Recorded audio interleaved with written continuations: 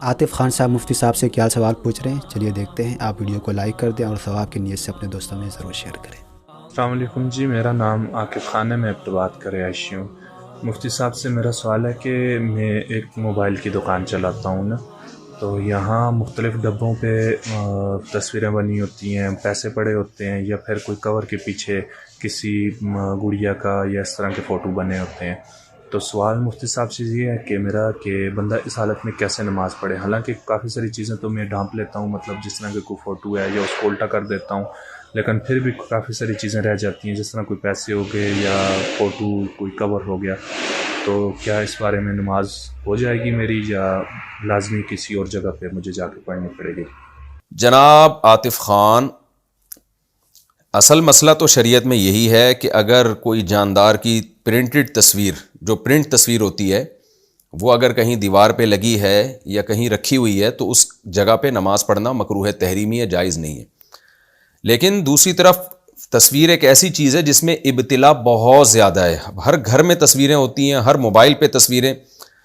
تو اس میں پھر یہ تخفیف ہے کہ اگر بہت عزت کے ساتھ کہیں دکان پہ دیوار پہ نہیں لگی ہوئی، ایسے پڑی ہوئی ہے نا میز پہ جیسے، اور ڈیجیٹل تصویر کی بات نہیں کر رہا میں، پرنٹ تصویر کی بات کر رہا ہوں،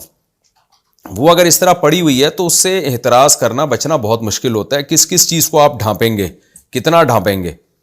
تو اس لیے پھر اس میں شرعاً مجبوری ہے انسان ایسے ہی نماز پڑھ لے۔ ہاں اگر تصویر کہیں لگی ہوئی ہے باقاعدہ عزت کے ساتھ، جو ہوتا ہے نا پراپر، جو اپنے پیر و مرشد کی تصویریں لگائی ہوئی ہوتی ہیں دیواروں پہ، تو اس میں پھر آپ اس کو ڈھانپ لیں۔ لیکن یہ بھی جب ممکن ہے جب آپ کا اپنا گھر ہو، کسی اور کا گھر ہے تو پھر آپ اس کو اتار کے بہتر تو یہ ڈھانپ لیں، اگر وہ نہیں ڈھانپنے دے رہا تو پھر مجبوراً ایسے ہی نماز پڑھ لیں۔ یہاں مجھے ایک دلچسپ واقعہ یاد آیا، ابھی ہم اٹلی میں جب تھے، میرا یورپ کا سفر تھا، تو اٹلی میں ہم جب ایک ہوٹل میں گئے تو رہائش کے لیے ہمارے ساتھ دوست تھے، تو ہم جب گئے ہوٹل میں تو وہاں جو ہے نا کوئی عجیب سی فحش تصویریں بھی ایک دو لگی ہوئی اور مجسمے بھی بنے ہوئے، جو ان کے تو پتلے رکھے ہوئے ہوتے ہیں انہوں نے ان کے یہاں، تو اس کو برا نہیں سمجھا جاتا۔ اب ہم جب نماز پڑھنے لگے تو ہم نے ان تصویروں پہ پردے ڈال دیے نا، چادریں ڈال دی، دیوار پہ کوئی تصویر تھی اس پہ بھی، اور جو پتلے بنے ہوئے تھے مجسمے تھے ان کے اوپر بھی ہم نے ان کے چہروں کو چھپا دیا۔ صبح ہم نے چیک آؤٹ کرنا تھا تو ہم فجر کی نماز پڑھ رہے تھے، تو گورا آیا جو بھی اونر تھا، دروازہ نوک کیا، ہم نے سلام پھیر کے دروازہ کھولا، وہ آیا، اس کی میرا خیال ہے کوئی ایجنٹ تھی، وائف بھی تھی اس کے ساتھ، دونوں اندر آئے، اور جب انہوں نے یہ منظر دیکھا کہ تصویروں کے اوپر چادریں ڈالی ہوئی ہیں، تو اس نے مجھے کیا ایسے ویل ڈن، یعنی اس نے یہ کہا کہ یہ لوگ ماشاءاللہ نماز پڑھ رہے ہیں اور عبادت کر رہے ہیں، تو انہوں نے تصویروں کو چھپا دیا، تو مجھے یوں کہا ویل ڈن، تو میں نے بھی کہا ویل ڈن،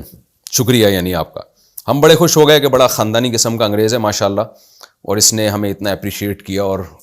مجھے تو لگا کہ اب یہ کلمہ پڑھ کے دائرہ اسلام میں داخل ہو جائیں گے دونوں۔ تو خیر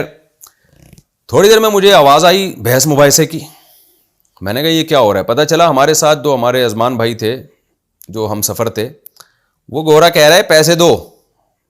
کس بات کے پیسے بھائی؟ کہہ رہے یہ تم لوگوں نے جو بیڈ کی چادر استعمال کی ہے نا، تصویروں پہ ڈالی ہے، تو یہ چادر کا ایکسٹرا استعمال ہوا ہے، یعنی چادر تو ہم نے اس لیے دی تھی کہ بیڈ پہ بچھائیں یا اوڑھ لیں، آپ نے ایک ایکسٹرا اس کو یوز کیا ہے کہ اس پتلے کے اوپر آپ نے چادر ڈالی ہوئی ہے، تو یہ جو ایکسٹرا استعمال ہوا ہے اس کے الگ سے پیسے ہوں گے۔ تو ہم نے کہا یہ دیکھو یار ان کی حرکتیں دیکھو، صحیح نا، کہ ہم نے چادر گھس گئی ہے کیا تمہاری، ہم دوبارہ اتار کے ڈال دیتے ہیں یار اس کو بیڈ کے اوپر۔ اتنی دیر بحث کی ہے، تو وہ بھی ہمارے دوست تھے، انہوں نے بھی کہا سوال ہی پیدا نہیں ہوتا، میں تجھے 5 روپے تو میری جیب سے نکال کے دکھا بھائی تو اس پہ کافی دیر ان کا جھگڑا ہوتا رہا۔